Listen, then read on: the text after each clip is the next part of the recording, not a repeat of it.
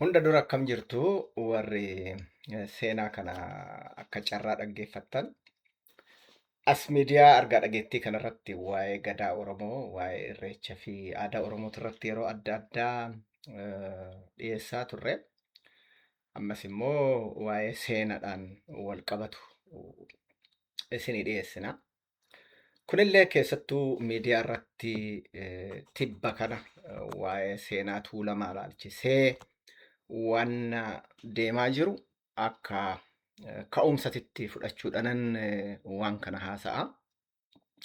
Innillee miidiyaa kallattii jedhu irratti namni Dr. Dachaasaa Abbabaa jedhamu seenaa Oromoon dur himachaa jiraate, dhala ofiitti himaa barsiisaa jiraate garagalchuudhaan Oromoota yakkamtoota godhee Oromoon akka Oromoo weeraretti waan kaa'eef wanni sun immoo miidhaa guddaa waan qabuuf kanaaf viidiyoo kanarratti hamma tokko seenaa keessattuu seenaa Oromoo seenaa uummata tuulamaa uummata giddugaleessa kanaa hamman maanguddoo irraa dhaga'ee fi kitaabarraa dubbise isiniifin hima jechuudha. Oromoon jalqabumaayyuu seenaan amma qoratamee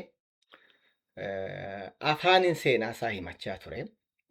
Afaanin seenaa himate kana keessatti dur warri alagaa keessattuu dabtaraaf qeesii waan nu barreesse dhagaa jiraanne eega sani qorattoonni Oromoo fi qorattoonni biyya alaa gaafa itti siqanii seenaa Kushatikiif seenaa Oromoo kana qoratan Oromoon karaa laga mormorirra akka durirraa jiraachaa ture nu biyya maroo irra akka jiraachaa ture qarqara laga Abbayyaa achirraan siqumaan karaa haroo xaanaa dhufuudhaan laga Abbayyaa haroo xaanaatitti irreeffachaa waaqa isaa kadhachaa waggaa dheeraadhaaf jiraatee achi as dhiibamuudhaan suutuma gara Finfinnee dhufee Finfinnee kanatti handhuura Abbaa Muudaa beektu hangafa qaalluu jechuudha kan waan maraa aangoo abbootii gadaatis raggaasisu bara durii ammas qaalluun akkasuma jiraachaa ture.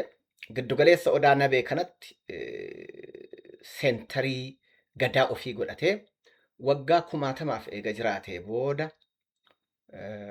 suutuma ammas dhiibban cimaan irratti waan ta'eef karaa Odaa Roobatitti gadi godaanuudhaan Baale lafa giddugaleessa handhuura gadaa ta'ee waggaa dheeraadhaaf eega jiraatee booda egaa sanirraa madda walaabutitti Odaan siqee booda Oromoon gurmaa'ee ji'oota 6 madda walaabutitti eega mari'atee booda jaarraa 16ffaa keessa 1590moota keessa of gurmeessee Oromoon deebi'uudhaan foollee gaammee hidhachiisee deebi'uudhaan lafa isaarraa fudhatame kana deeffatee Oromiyaa bal'oo tana gadaa jalatti deeffate jechuudha.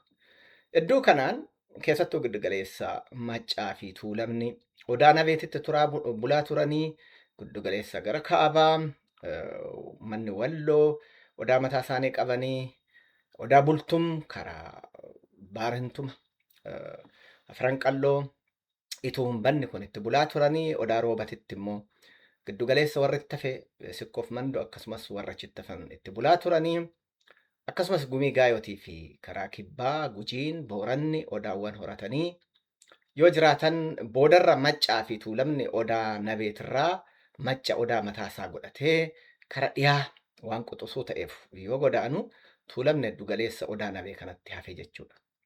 Yeroo biraa seenaa Maccaa fi Tuulamni akkamitti Odaa Nabee jalaa kophaa baanan jedhu itti deebina.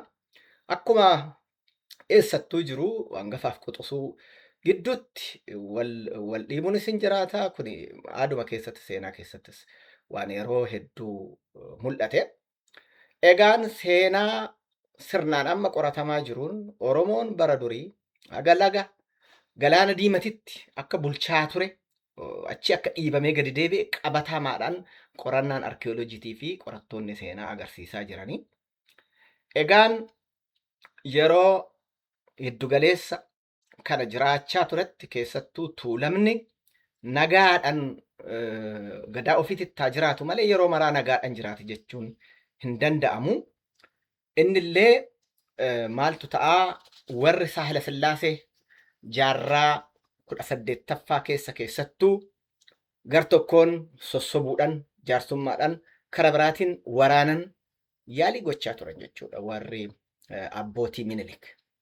Yaalii kanaan boodarra lola ka'een tuulamni ka'ee lolee keessattuu warri galaan hedduu galeessa amma lafti Finfinnee jiru kana warri jiran keessattuu Gullalleen ka'uudhaan warra Saahila Sillaasee fageessanii ofirraa qolanii jiraatanii boodarra egaa Minilik immoo abshaalummaa addaatiin kan dhufe Minilik kophaasaa odoo hin taane faranjoota warra Ruusiyaa, warra Fireench, warra Ingilish fiduudhaan Oromoo laafinaaf cimina isaanii qoratanii tooftaadhaan itti dhufan jechuudha. Tokkoffaa meeshaa waraanaa qopheeffatanii Oromoon meeshaa waraanaa hin qabu.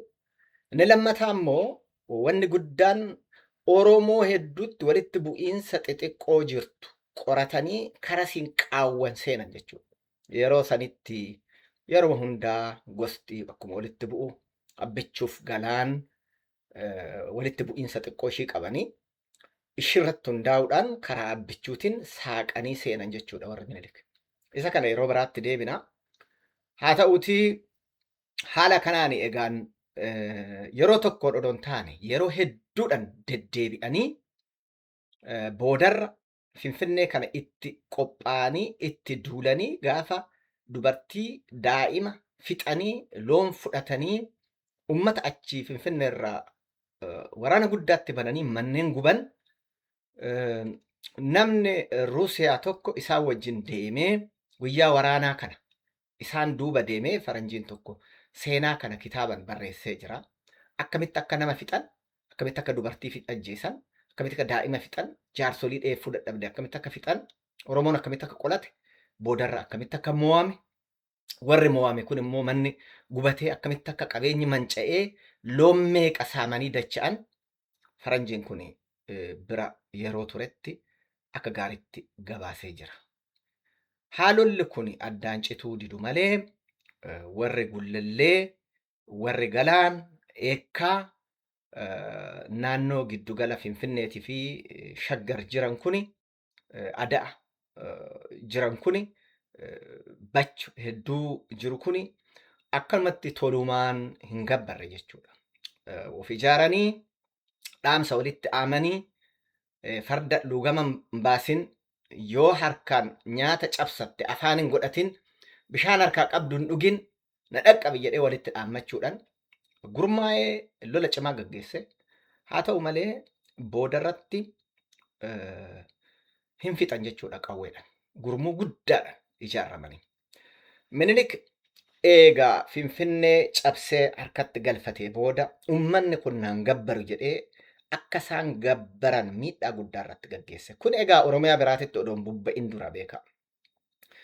Gabbara kana mul'isuudhaaf bakka tokkotti farda 40, gaangee 40 fidaa gabbara jedhee warra Finfinnee irraa buqqaan kana ajajee fardi gaangeen takkittiin waan hanqatteef dhufanii 39 yoo kennan hanfida san waan hanqiseef harka muree galche jechuudha.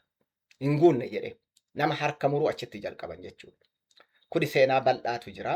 Seenaa Oromoon akaakayyuun ijoollee isaa barsiise, seenaa ijoollee ofiititti tuulamni himaa guddatan, seenaa qabatamaadhaan jiru kan namoonni achi jallisanii as jallisanii kataban odoo hin ta'in.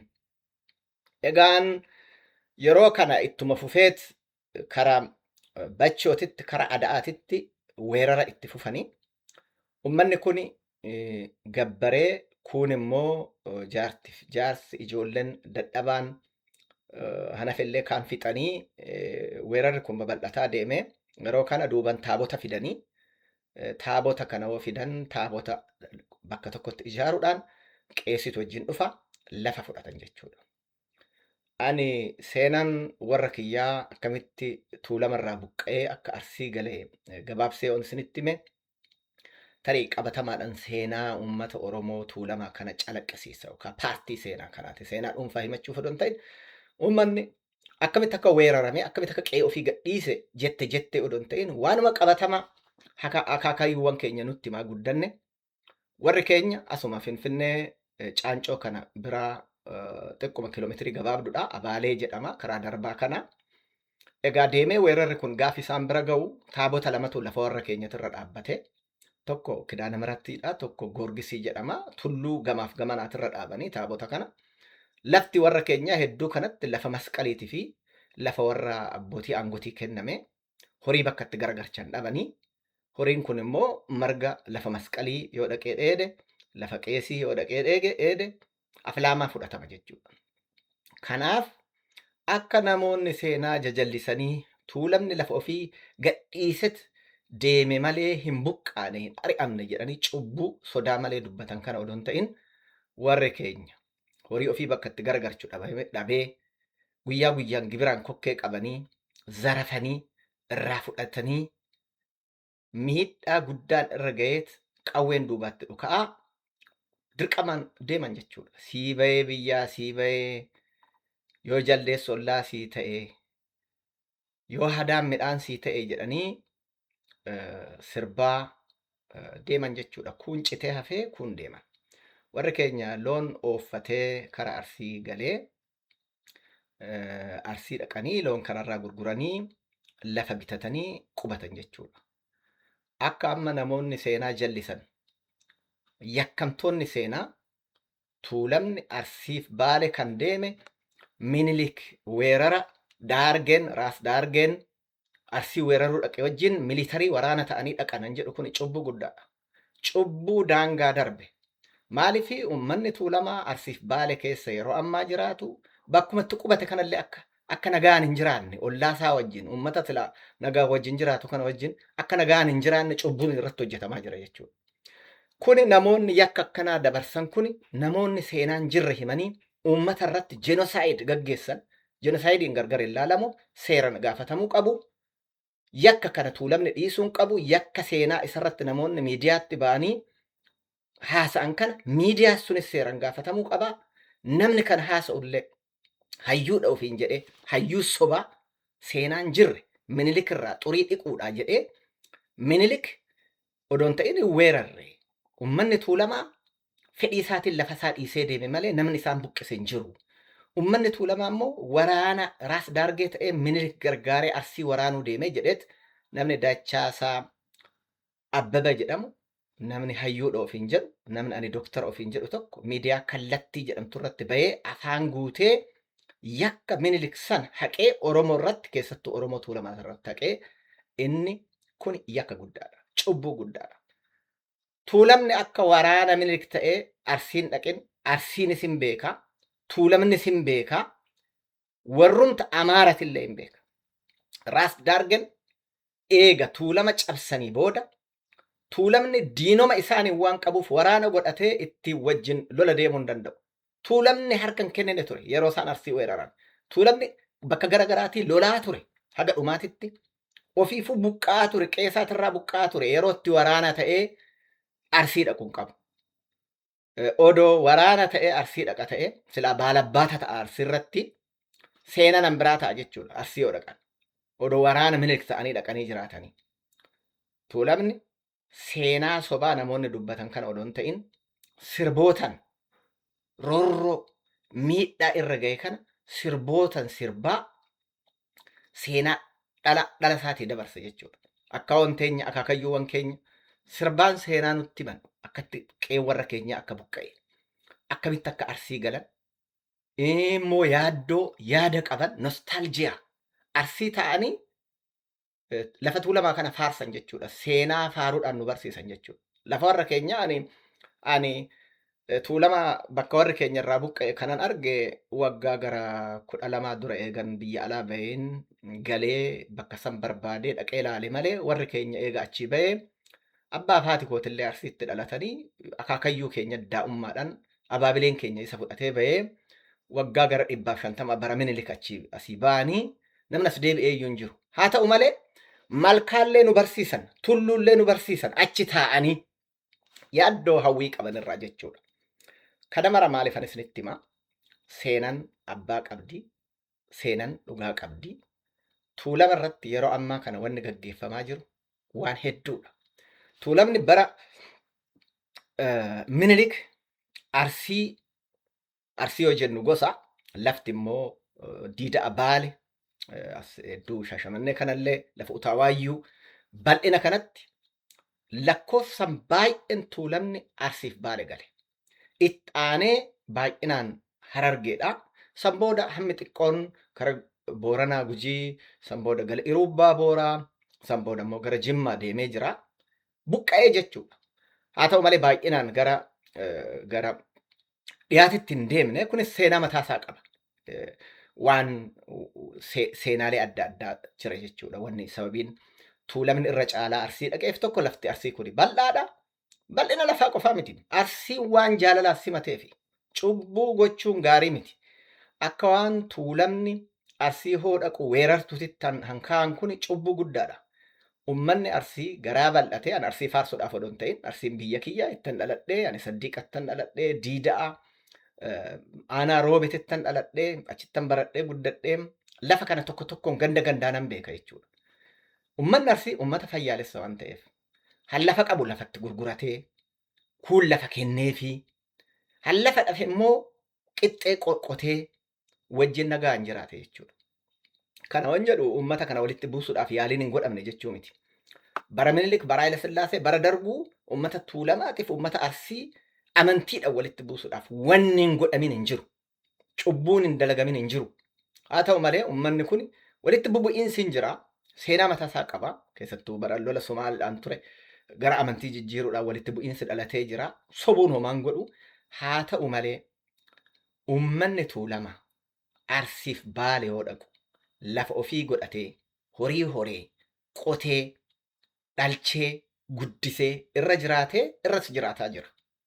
Seenaan yeroo ammaa kana miidiyaa cubbuu, miidiyaa dharaatii fi namoota mataan dharaan xaxameen Tuulama irratti amma xaxamaa jiru kun immoo heddugaleessa kana Tuulamni buqqa'aa jira. Arsiillee galee nagaan akka hin jiraanneef ummata saniin walitti buusuudhaaf bar Tuulamni isin weeraruudhaaf Minilik wajjin dhufe jedhanii seenaan jirre himan jechuudha. Kun cubbuu guddaadha.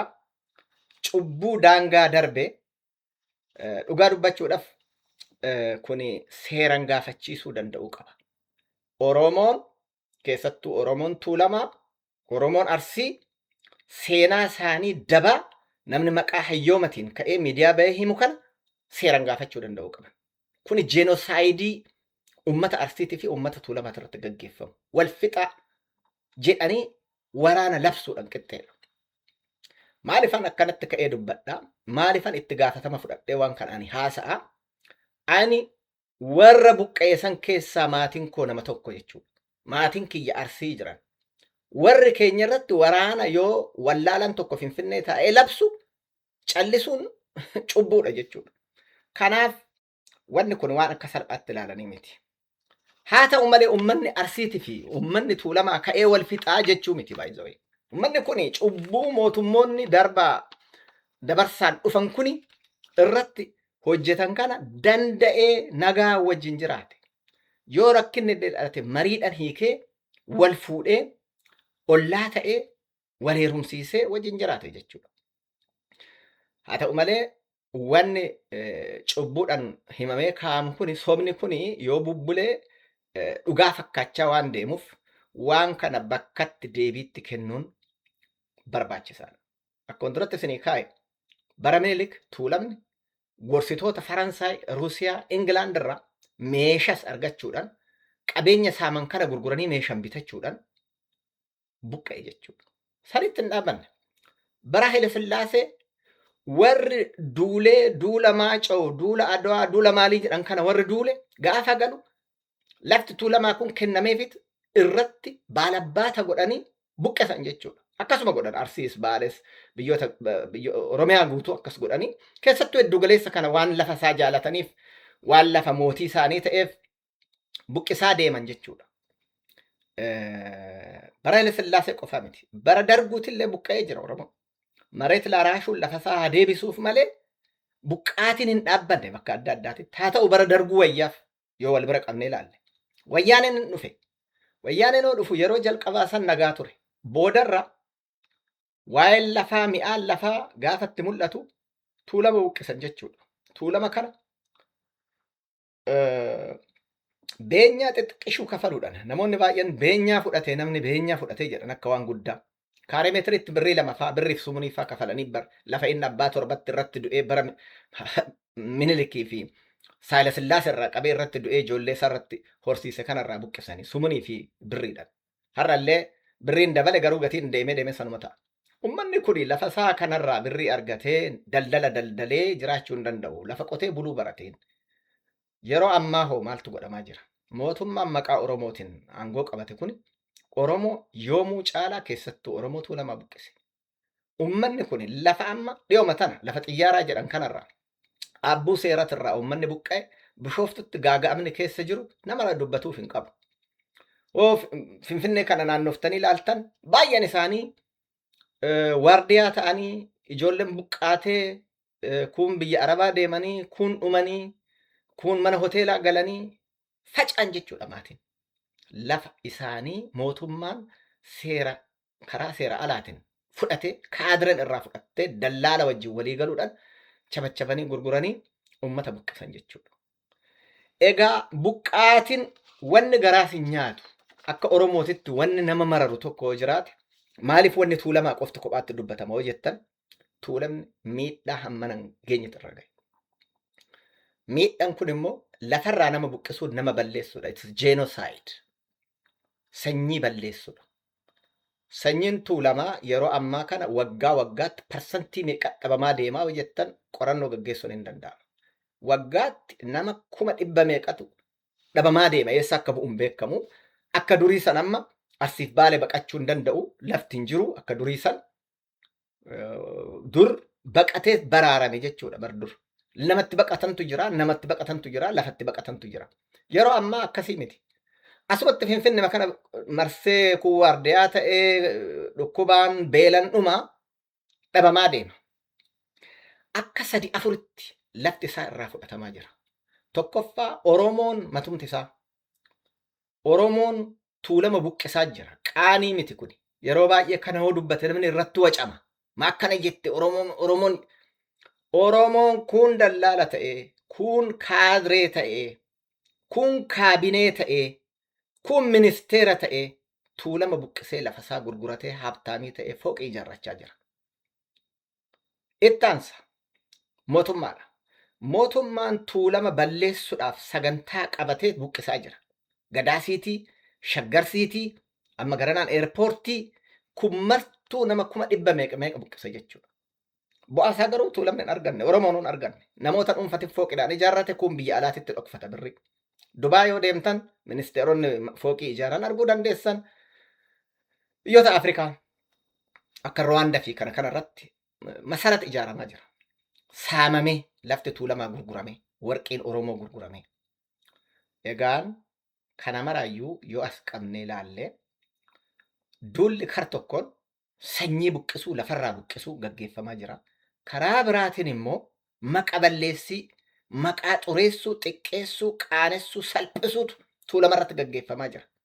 Isa Amaariyyaadhaan maashamaaqaq jedhasan. Ilmaan goobanaa, gantuu maalii jedhan yeroo maraa seenaa goobanaa tikka. Seenaa goobanaa namni qorate jira garuu goobanni maal ture? Har'a Oromoo keessa bara san goobanni waan godhe caalaa yakka Oromoo irratti maqaa dhaaba siyaasaa Oromootiin, maqaa Oromootiin, maqaa dhaaba Oromootiin Oromoo irratti hojjetamane. Namni goobana caalaa yakka hojjete hin jiru Oromoo keessa yeroo ammaa jaarraa 21 kana keessatti. Dhugaa dubbachuudhaa fi tuulamni ba'ee dubbatatuu qaba, seenaa ofii himachuu qaba. Oromoon kun illee saba isaa, uummata isaa tuulamaa kana akkuma dur bara maastar piraanii Finfinnee irratti lolee odoo Finfinnee iyyuu dhufee argin iyyee irratti dhume san ammallee taanan saba isaa kana baraaruu qaba. Egaani waan hunda caalaa wanni garaas hin nyaatu uummanni tuulamaa akka uummata Palestiinaa ta'aa deeme. Palestiinaa suuta warra Israa'elii lafa isaanii irraa bitachaa, qubachaa, maatii ofii qubsiisaa, booda dhiibanii lafaan qabdan jedhanii akka amma argan kana buqqisan jechuudha. Tuulamoo maqaa investimentiitiin, maqaa misoomatiin, misooma uummata buqqisu, birrii xixiqqoodhaan, dallaalaan, kaabineen, kaadireen itti bobba'ee saboota biraatitti maallaqa xixiqqoodhaan gurgure jechuudha lafa Tuulamaa. San booda'u uummanni kun bakka inni dhaqu, bakka inni qubatu namni hordofu hin jiru. Kanaaf fakkeenya gaariin eerpoortiin maltii biliyan piroojakti ta'e kuni uummata buqqisa san dhiyoo tana bishaan keessa garagaree uummanni waan keessa ture beeka. Magaalatti galchanii kutaa takka takka yoo namaa kennan uummata lafa bal'aa irratti horii ofii horsiifataa, jabbilee ofii bobbaafataa, hoolaa fi re'ee qotiyyoo ofii gabbifataa jiraate. Kanaaf homaa hiikkaan qabu. Akkaawuntii isaatirraa har'a birrii miiliyoona baay'ee soo galchite hiikkaan qabu. Maaneejmentii isaa hin baranne uummanni kun. Uummanni kun qotatee buluu barate. Uummata kana lafa isaa san irraa fudhattee saantimii xiqqoo akkaawuntii isaatitti galchite sensilas ajjeesaa jirta jechuudha. Cubbuu irratti hojjechaa jirta. Warri boruu badu uummata keenya balleessuudhaaf itti bobba'aa jira. Maalifan seenaa kana kaasee seenaa uummata Tuulamaa akka itti buqqa'e keessattuu waan amma irratti hojjetamaa jiru miidhaa lamatti irra gahaa jira. Lafa isaatirraa isa buqqisanii bakka itti dheeffee inni duruu dheeffee qubatee jiru Arsii, Baale, bakka Harargee, bakka kanatti immoo isin weeraruu isinitti dhufan jedhanii achi waraana uummataan walitti buusuun cubbuu caalu. Yakka guddaadha. Yakka kana Oromoon Tuulama ta'uu isan barbaachisu yakka kana falmuudhaaf, yakka kana mormuudhaaf Arsiin mormuu qaba. Tuulamni mormuu qaba, Macci mormuufii qaba, Booranni Gujiin mormuu qaba. Boru isarras ga'a waan ta'eef. Yakki namtichi seenaan hima jedhu kuni Oromoo hundaa weerartuu akka ta'etti, weerartuu Minilik ijaaramee akka Oromoo weeraretti seenaa garagarchee. Kana afaan qabsiisuu fi sirreessuun hedduu barbaachisaadha. Miidiyaa kamirrattuu beekamu seenaa beeku, seenaa dhugaa himuu qaba jechuudha. Sirbootan yeroo biraa sirboota Tuulamni seenaa ofii sirbootan kaa'ee jira. Sirboota Salaalee jedhamanii beekaman kana yeroo biraa walitti deebina. Sirboonni kun duuba seenaa maaltu jira sirba tokkoon. Siiba'ee biyyaa siiba'ee yoo jedhu maaliif jedhe? Utubaa sibiilaa, obboleessi diinaa, nagalaafatee badhaatu ilmi koo gaafa jedhu maaliif jedhe? Siyaasa akkamii duubaa qaba? Sirboota Tuulamaa kana duuba siyaasa akkamiitii jira? Seenaa akkamiitii jira? Kan jedhu yeroo biraa bal'inaan haasa'uu dandeenya. Har'a waan ani dhufeef yoo seenaa Tuulamaa kan dhugaa kana nu callifne boru Tuulamni lafarraa dhabsiisuuf deeman, Oromoo kaanis lafarraa dhabsiisuuf deeman jechuudha. Yaa Oromoo, dhugaa keessan yoo isin dubbatattan malee namni bahee isin dubbatu hin jiru. Cubbuun yoo isin irratti gaggeeffamu yoo calliftan sanyiin keessan badaa deema jechuudha. Har'a yoo Tuulamaa irratti olola banan boru Arsii irratti bananii iftaan immoo uummata Harargee irratti banuu san booda tartiiban isin balleessu jechuudha. Dhugaan dhugaadha. Sobni illee soba. Uummanni Tuulamaa cubbuudhaan qeesaatirraa dhiibamee buqqa'ee karaa Oromoo biyya Oromoo naannaa biraatitti deema. Warri deebi'es jira baay'ee. Warri duubatti deebi'ee bara Dargii fa'aa booda xiqqoo haalli tasgabboonaan bara Minilik fa'aa warri gosti hafe lafti xiqqoo hafteef deebi'ee Tuulamas qubate jira baay'een. Warri immoo gosa isaatitti makamuudha jedhee booda immoo Arsiif Baales dhufe jira. Seenaa kana bal'inaan yeroo biraa namas dabalannee waan warri keenya nutti hime, waan warri keenya nu barsiise, qe'een warra keenya akkamitti akka buqqa'e, akaakileen keenya, abaabileen keenya, waan sirbaa du'an, waan nu barsiisan haasa'uun waan kitaabarra jiruu miti.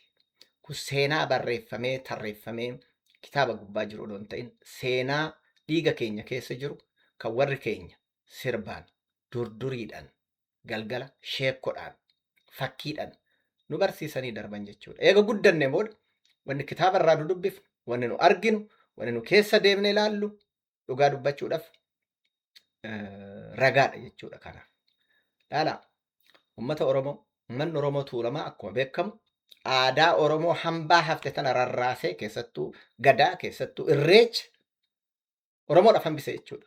Kuni akkamitti baduu dide? Weerarri kun marti yoo irratti gaggeeffamu, weerarri amantii Ortodoksii yoo irratti gaggeeffamu akkamitti baduu dide? Maaliif aadaan Oromoo ateeteen, aadaan Oromoo waaqeffataa, duudhaan durii, abbaan muudaa akkamitti hafe tuulama keessatti, gadaan hammi tun akkamitti hafuu dandeesse, irreechi badee gara biraatii akkamitti tuulamatti hafe hin jedhu kana yeroo bira bal'inaan itti deebina. Har'a waan nagaa na dhaggeeffattaniif hedduu ulfaadha. Nu martuu Oromoon kutaa gosaan odoon ta'in akkuma Oromootitti seenaa sobaa Oromoorra yoo kaa'amu falmuu qabna. Galatooma ulfaadha.